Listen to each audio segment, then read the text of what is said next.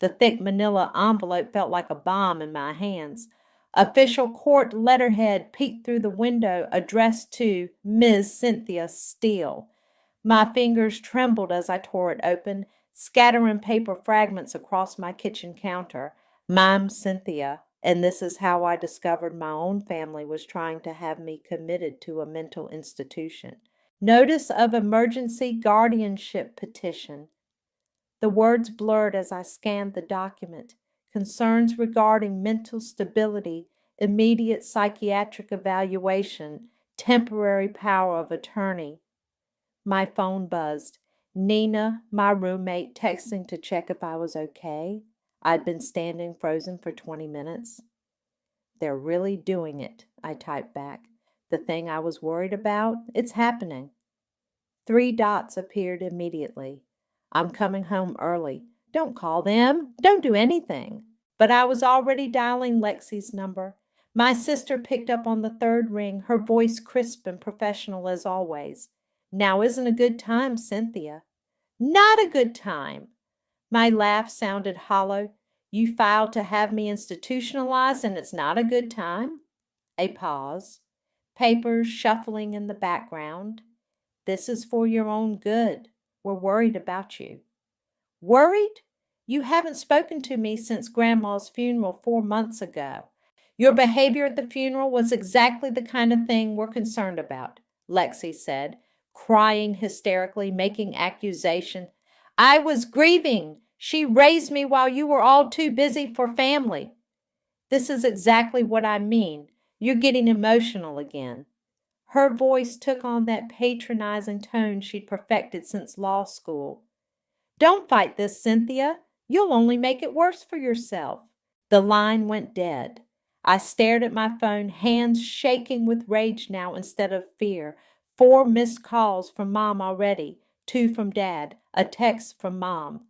"We're doing this because we love you." I walked to my bedroom and pulled out the old hat box from under my bed.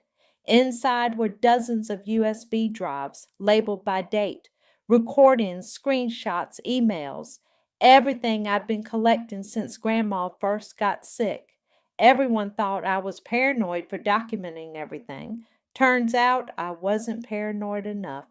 Nina burst through the front door 20 minutes later, still in her scrubs from the hospital. "Show me everything," she demanded. I spread the court papers across our coffee table. Nina's eyes widened as she read. "They're claiming you had a mental break after your grandmother died? That you're delusional about the inheritance?" She looked up. "But you have proof, right? The recordings?" I nodded, pulling out my phone and playing one from 2 months ago. Dad's voice crystal clear. "Once we get control of her finances, we can redirect the inheritance where it belongs. The girl's too unstable to manage that kind of money anyway." "Your own father," Nina whispered. That's evil." "They've always been like this," I said quietly. "Grandma was the only one who saw it. She warned me they'd try something after she died. I just didn't think they'd go this far." My phone buzzed again. A text from David, Dad's business partner. "Just heard what they're doing. This isn't right. Call me. Secure line only." I showed Nina the message. "Think I can trust him?" "Trust no one," she said firmly, "but use everyone. You need allies right now?" I nodded, my mind already racing ahead. They thought I was the weak one, the unstable one, the easy target. They had no idea how much evidence I'd gathered, how many contingency plans I'd made. "Nina," I said slowly, "I need your help. We're going to war." She squeezed my hand. "What's the plan?" I pulled out my laptop, opening folders of carefully organized files. "First, we need to make copies of everything. Then I'm calling Dr. Allen.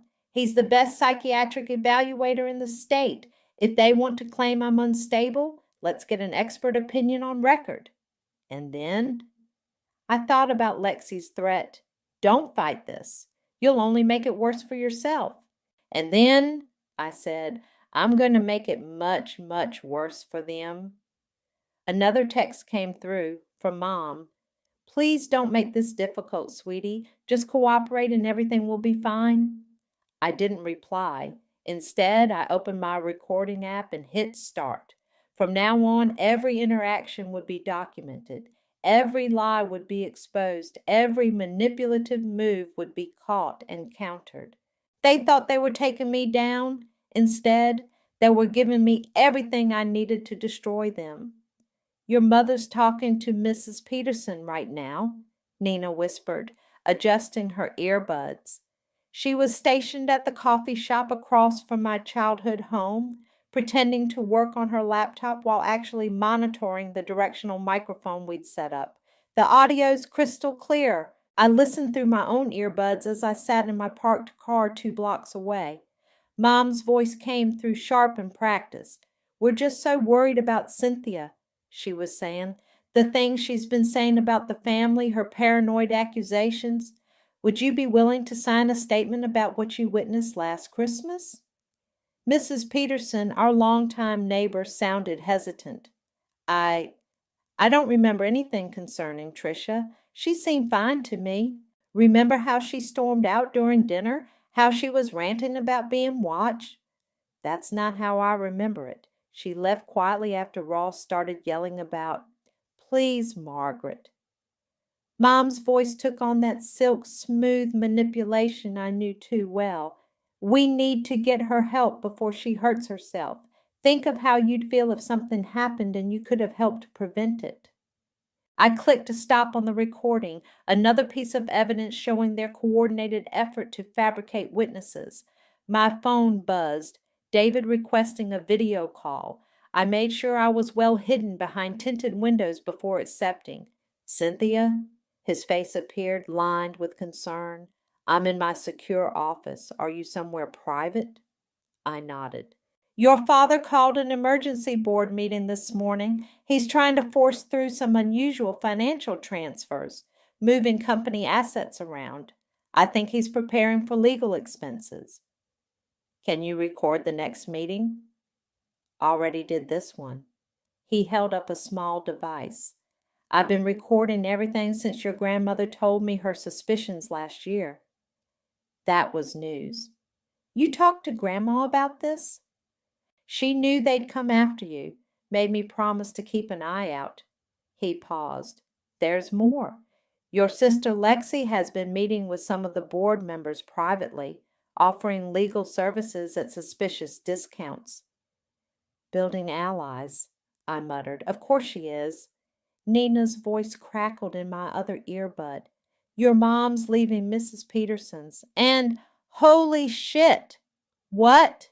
She's crying, like actually crying. But the second she got in her car, she just stopped, checked her makeup in the mirror, and started making calls. I switched back to David. I need copies of everything you have, but we have to be careful. They're watching my communications. Use this. He held up a burner phone. I'll have my assistant drop it in your mailbox, encrypted, untraceable. After we disconnected, I drove to Dr. Allen's office for my scheduled evaluation. The receptionist led me straight back. No waiting room, no witnesses. Just as we'd arranged. Dr. Allen sat behind his desk, stern and professional. Before we begin, I need to be clear. I'm not on anyone's side. If I find genuine concerns about your mental state, I will report them. That's exactly why I chose you, I said. Your reputation for honesty is what I need. The evaluation took 3 hours. Cognitive tests, emotional assessments, detailed history. I answered everything truthfully, including the parts that didn't paint me in the best light. No point hiding my actual therapy history or the anxiety medications I'd taken in college. When we finished, he sat back studying me. You understand this is an unusual situation. Because I'm preemptively getting evaluated before they can force their own evaluation? Because you're remarkably clear-headed for someone under this kind of stress? He made a final note. Most people facing what you're facing would be showing severe anxiety, paranoid tendencies, or at least emotional instability. You're displaying none of those. What am I displaying? Strategic thinking, appropriate caution, and, he allowed himself a small smile, what appears to be extremely justified anger. My phone buzzed. Nina again. Your dad just showed up at Mrs. Peterson's. He looks pissed. Through my earbud, I heard the muffled sound of angry voices. Then Mrs. Peterson's door slammed.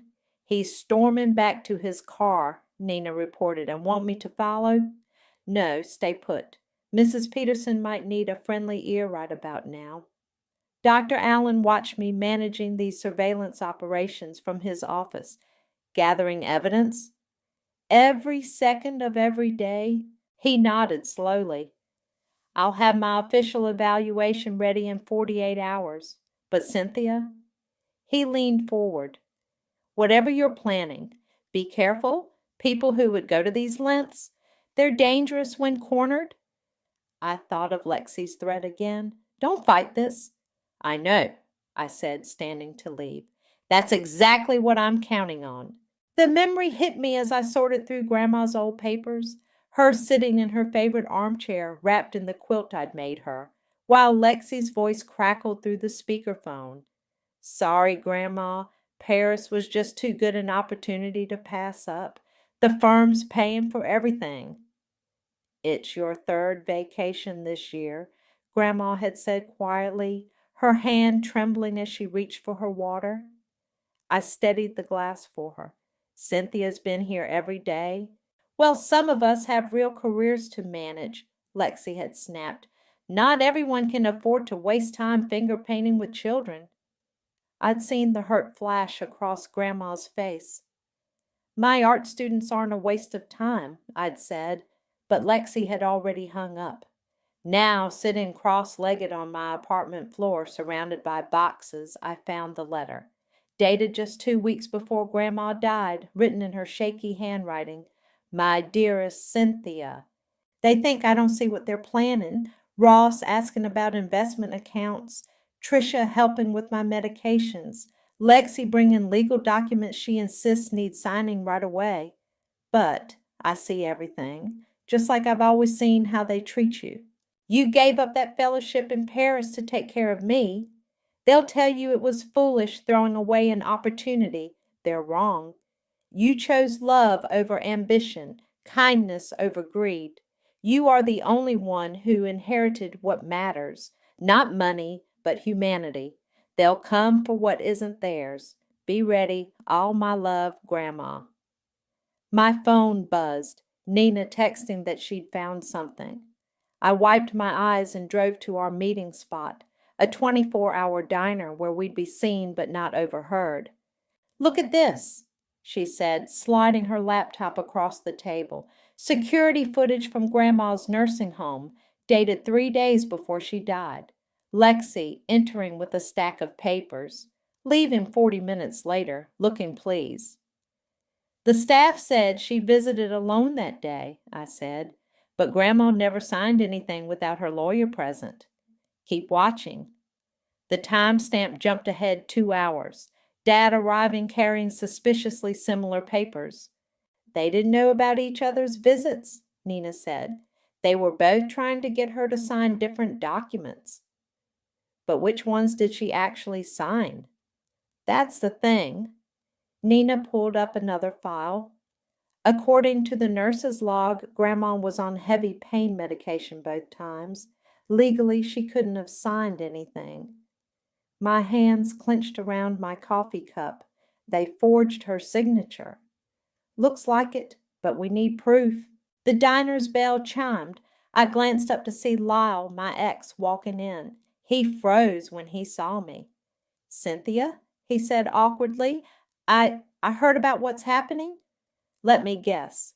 Lexi told you? He shifted uncomfortably. She's worried about you. We all are. Really?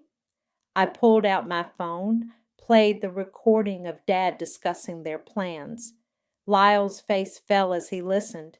Jesus, he whispered. I didn't know. Now you do. I stood up. So decide whose side you're really on. Back home, I found another box of Grandma's things. Photos spilled out. Me helping her garden, painting together, reading by her bedside.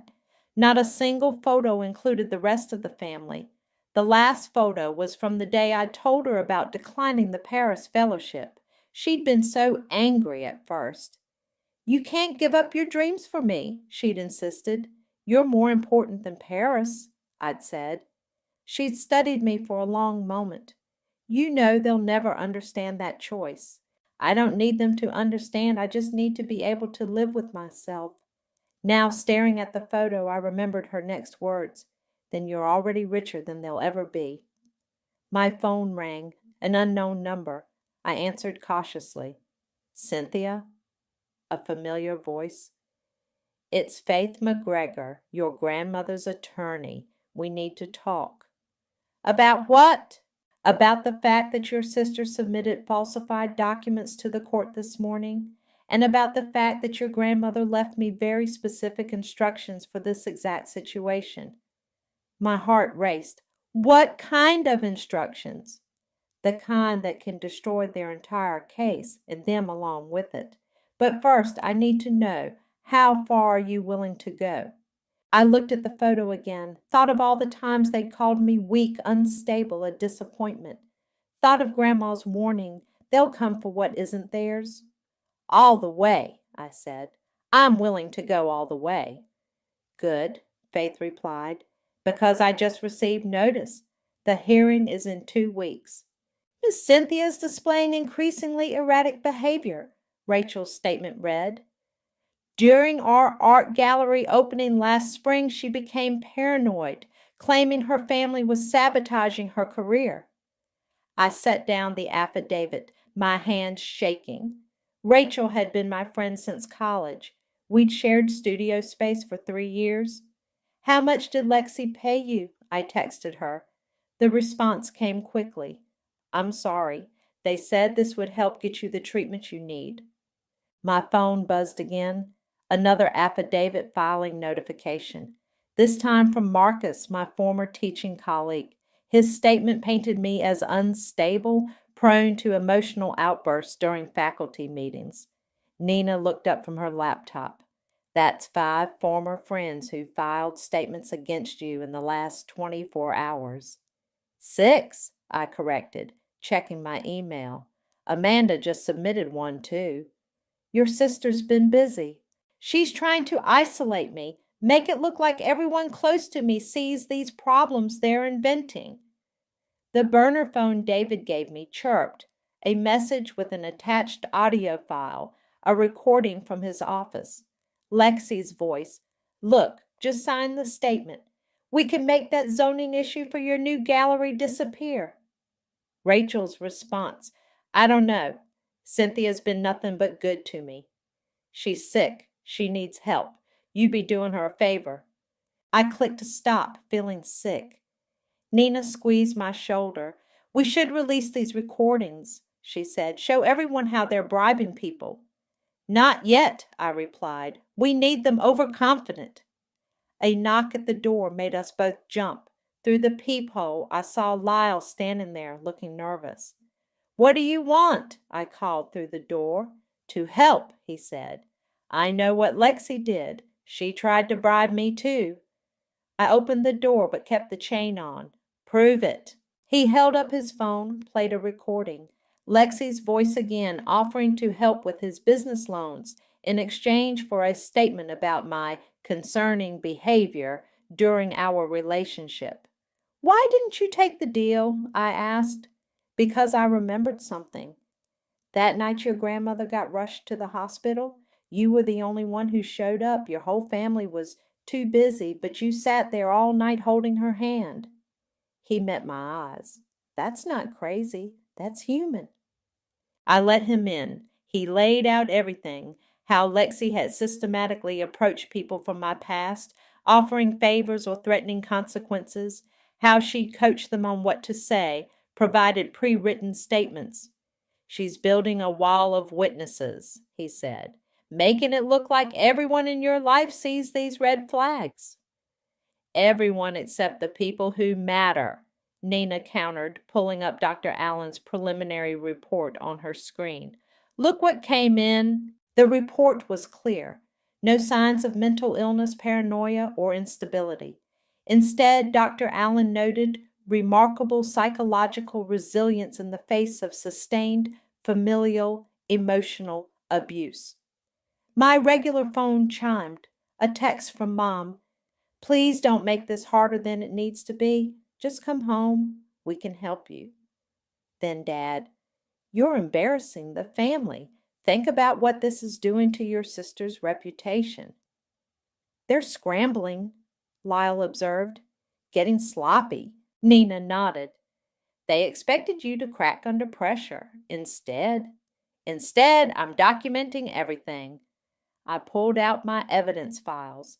Every threat, every bribe, every manipulation. They still have all those witness statements, Lyle warned. Let them have them. I smiled grimly. Because I have something better. My burner phone chirped again.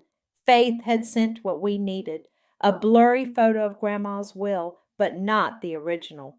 This was a modified version with obvious signs of tampering. Is that? Nina leaned closer. Proof of forgery, I confirmed. Look at the signature date. Grandma was in the hospital that day, heavily sedated. She couldn't have signed anything. Holy shit, Lyle whispered. That's not all. I zoomed in on the witness signatures. See who validated this version? Rachel and Marcus, the same friends Lexi just bribed for statements against me. They're not just trying to institutionalize you, Nina realized. They're covering up fraud. Exactly. I started typing a message to Faith, and they just gave us everything we need to prove it. My regular phone buzzed one more time. Lexi. Last chance, sis. Back down now or I'll make sure you never work in this city again. I showed the message to Nina and Lyle. She still thinks she's winning. Is she? Lyle asked quietly. I thought of Grandma's letter, of all the nights I'd spent documenting their schemes while they thought I was falling apart. No, I said. She just doesn't know she's already lost. Faith's office was exactly what you'd expect from a high-powered attorney, all leather and mahogany, with a view of downtown. She spread documents across her desk while I sat across from her, Nina beside me taking notes. Your grandmother knew this would happen, Faith said, tapping a sealed envelope. She made me promise not to open this unless they tried to contest the will. And? I leaned forward. And your sister just filed papers claiming the original will was destroyed. Convenient since she submitted this clearly altered version. Faith held up the forged document. Time to open the envelope. She sliced it carefully. Inside was a USB drive and a handwritten letter. Faith read it aloud. If you're reading this, my family has shown their true colors. The USB contains videos of me stating my final wishes, recorded weekly for the last 6 months of my life. Each video is time-stamped and witnessed by my doctor. I also recorded every conversation where they tried to pressure me into changing my will. Nina grabbed my arm. She was gathering evidence too. Faith nodded. Like grandmother, like granddaughter.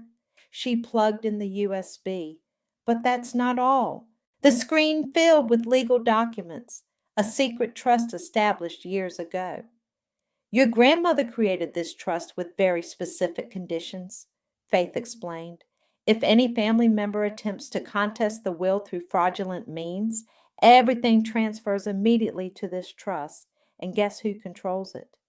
Me, I whispered. You, but only if we can prove the fraud in court. My phone buzzed. Dr. Allen requesting an urgent meeting. I have to go, I told Faith. How long until you can file these documents? Give me 48 hours to prepare everything properly. And Cynthia? She fixed me with a stern look. Be careful. They're going to get desperate. Dr. Allen was pacing when I arrived at his office. They tried to bribe me, he said without preamble. What? Your father called. Offered to make it worth my while if I'd modify my evaluation. He handed me a recording device. I got it all. I played it back. Dad's voice was smooth practice. Name your price, doctor. Whatever you want. Just say she's unstable enough to need supervision. Dr. Allen's reply was cold. I don't alter medical evaluations, ever. Everyone has a price.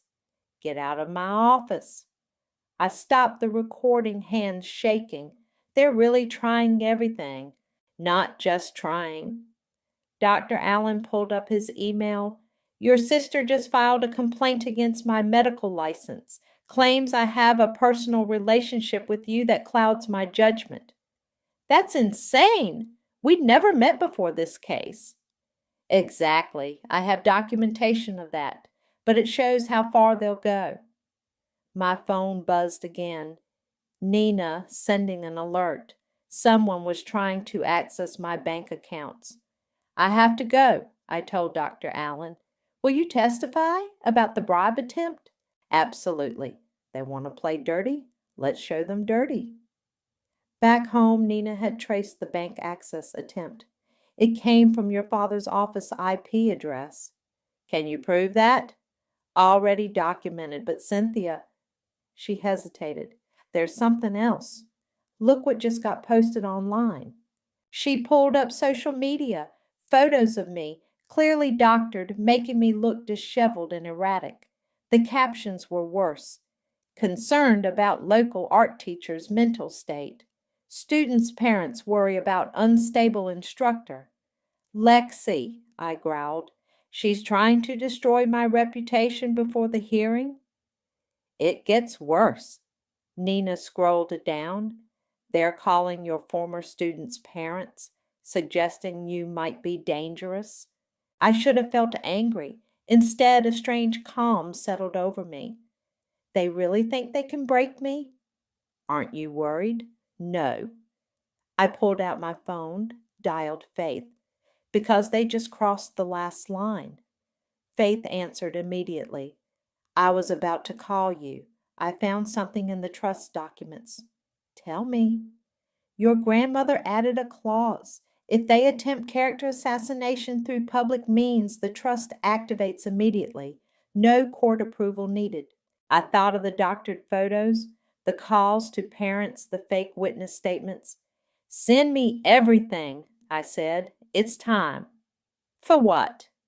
To show them what real character assassination looks like. I looked at Nina. Release everything. The recordings, the bribe attempts, the forged documents, all of it. Are you sure? Nina asked. This will destroy them. I thought of Grandma's words. They'll come for what isn't theirs. Yes, I said, because they're not just coming for the money anymore. They're trying to take my whole life, and I'm done playing defense. Faith's voice was grim through the phone. I'll file everything in the morning. God help them. No, I said quietly. God help anyone who ever thought I was the weak one. The courthouse hallway felt like a gladiator arena. My family huddled on one side with their lawyers shooting me confident smirks. I sat alone on the other side, Faith deliberately running late as planned. Mom approached, wearing her best concerned parent expression. Sweetie, there's still time. Drop this nonsense and come home with us. I didn't respond, just pressed record on my phone. Think about what you're doing to the family, she continued, to your sister's career. Is that what you want? The courtroom doors opened. Lexi strode in wearing an expensive suit, followed by a parade of their witnesses. Rachel, Marcus, Amanda, all avoiding my eyes. All rise, the bailiff called. Judge Martinez studied both parties as we settled in. Unusual case we have here, she said. Family seeking emergency guardianship over an adult daughter. Counsel, proceed. Lexi stepped forward, all polished confidence. Your Honor, we're here out of deep concern for my sister's mental stability. We have multiple witnesses who will testify to increasingly erratic behavior, paranoid delusions, and potential danger to herself and others. She gestured to their witnesses. One by one, they recited their practice statements. Rachel described my paranoid episodes. Marcus detailed concerning outbursts. Amanda claimed I'd threatened her. I sat silently watching Judge Martinez's face. She betrayed nothing. Dad testified next, his voice breaking with fake emotion. We just want to help our daughter. She needs professional care, supervision. The inheritance from her grandmother has only made her more unstable. And you're willing to assume control of these assets? The judge asked, only to protect her from herself. Mom's testimony was a masterclass in manipulation. She cried on cue, describing her sleepless nights worrying about me, how I'd changed after Grandma died. Lexi wrapped up their case with medical records, carefully selected therapy sessions from college, anxiety medications I'd taken years ago. As you can see, Your Honor, she concluded, this pattern of instability requires immediate intervention. The judge turned to me. Miss Cynthia, do you have representation? The courtroom doors opened. Faith walked in, followed by Dr. Allen, David, and Lyle. We do, Your Honor, Faith said, and we have evidence of conspiracy, fraud, and witness tampering. Lexi's smile faltered. Proceed, the judge said. Faith played the recordings. Dad bribing Dr. Allen, Lexi threatening witnesses, Mom coaching false testimony. With each recording, their witnesses squirmed more visibly. Furthermore, Faith continued, we have evidence they attempted to forge the deceased's will while she was medically incapacitated. She played Grandma's videos. The courtroom fell silent as my grandmother's face appeared on screen, lucid and angry, detailing every attempt they'd made to change her will. The petitioners aren't concerned about their daughter's mental health, Faith said. They're attempting to seize control of assets that were deliberately kept from them. David testified about the suspicious financial movements.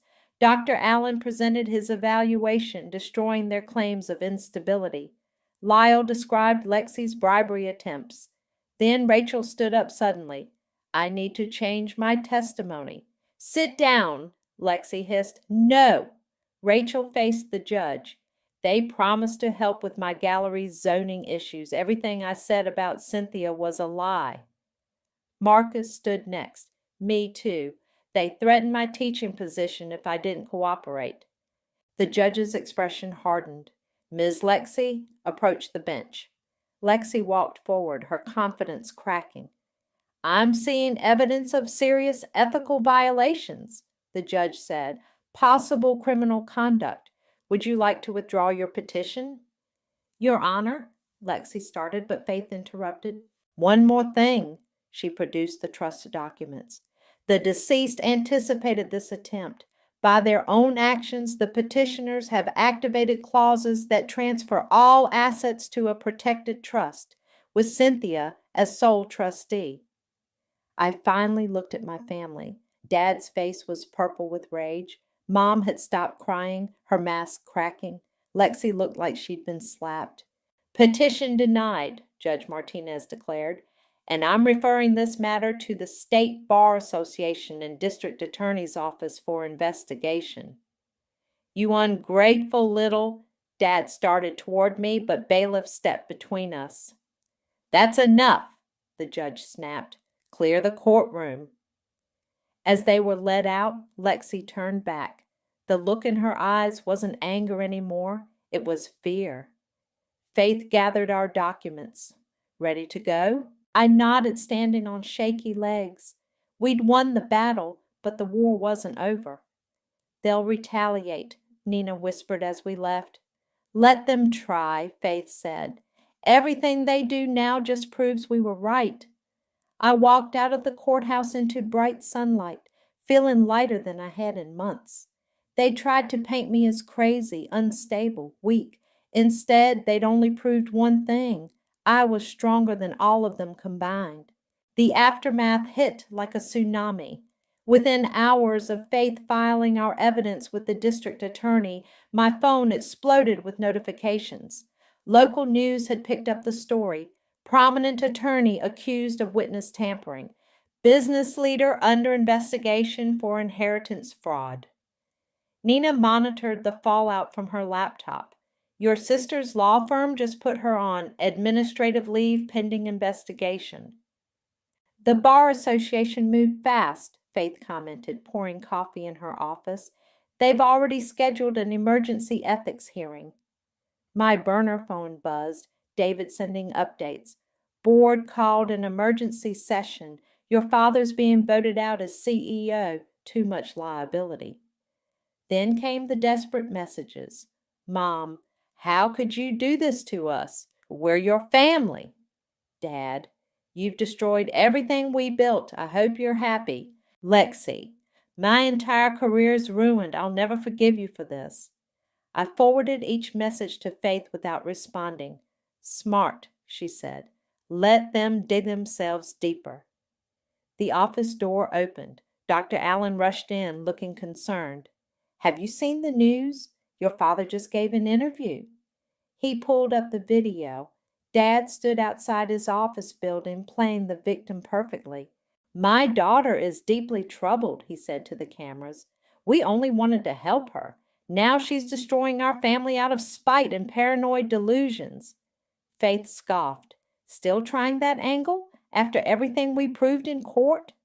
Wait, Nina said. Look at the comments. People weren't buying it. The video was flooded with responses. Notice how he's more worried about his reputation than his daughter? Classic gaslighting from an abuser. Where was this caring father when his mother-in-law was dying? My phone rang. Lyle. You need to see this, he said.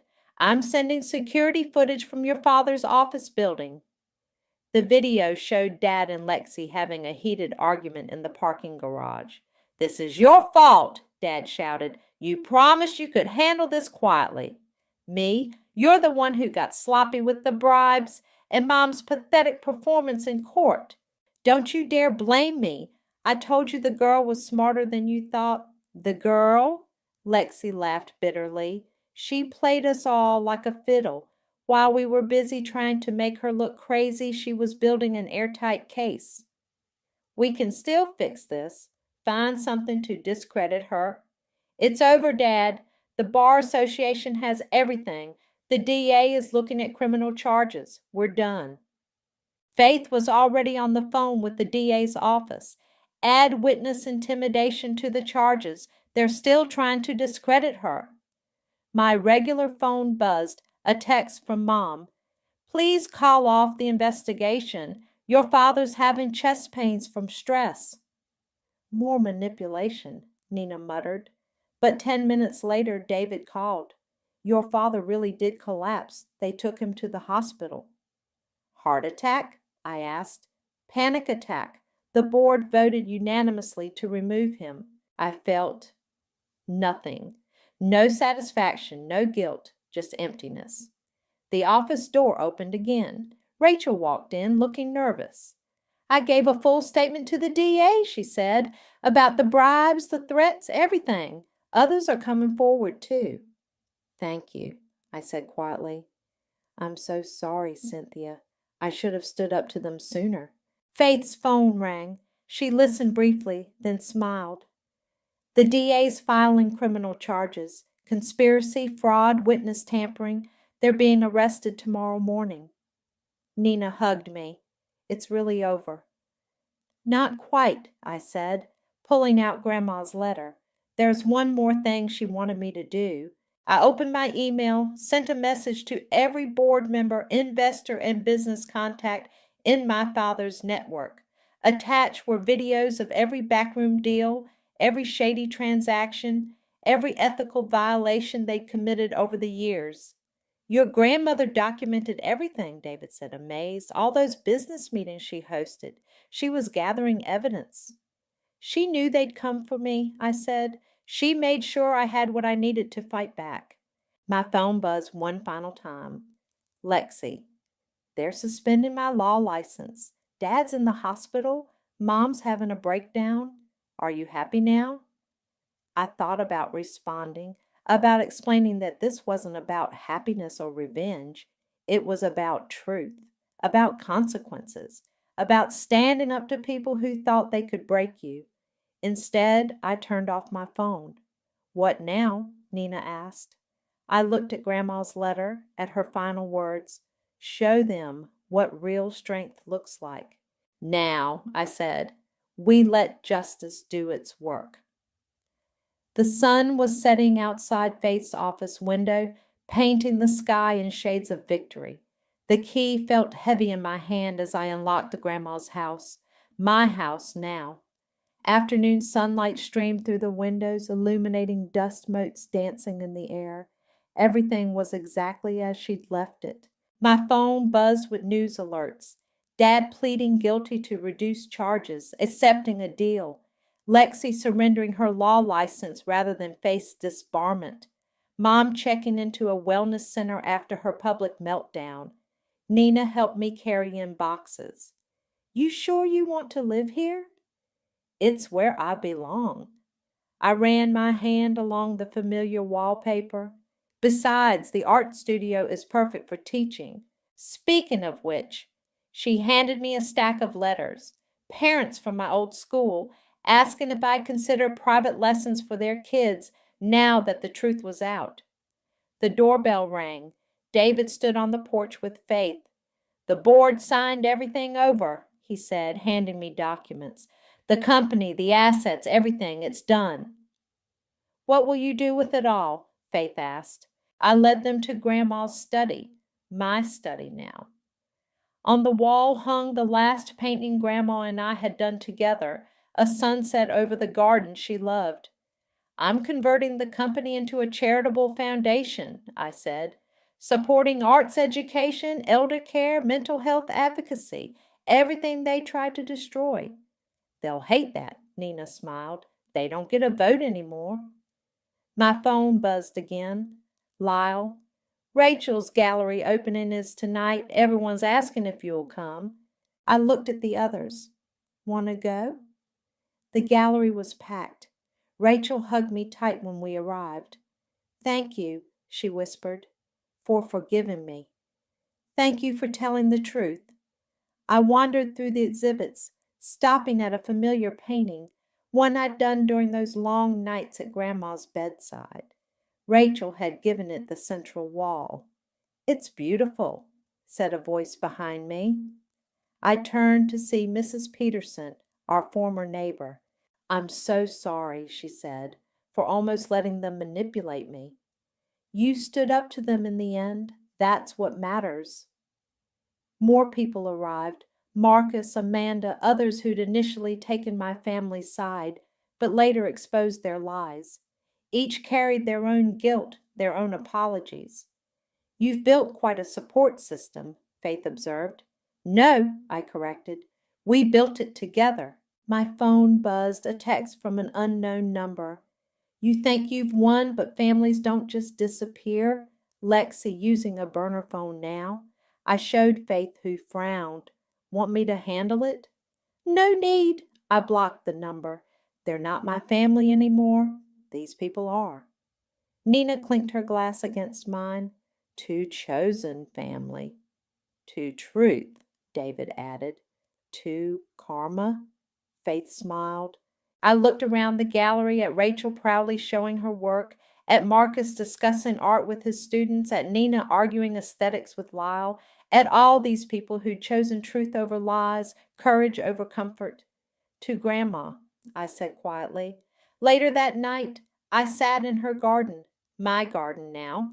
The roses she'd planted were blooming, their scent filling the air. I pulled out her final letter, read it one last time. My dearest Cynthia, remember this. Strength isn't in what we take, but in what we build. They tried to tear you down, but you built something stronger. Integrity, truth, real connections. That's your real inheritance. Not the money, not the house, not the company.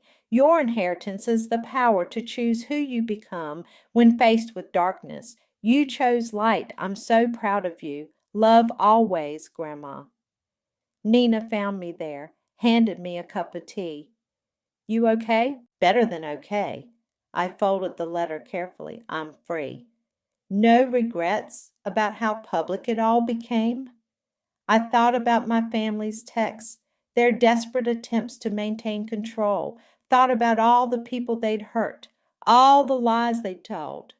They chose their path, I said. I just made sure they had to walk it in the light. The garden was peaceful in the gathering dusk. Somewhere my family was facing the consequences of their choices.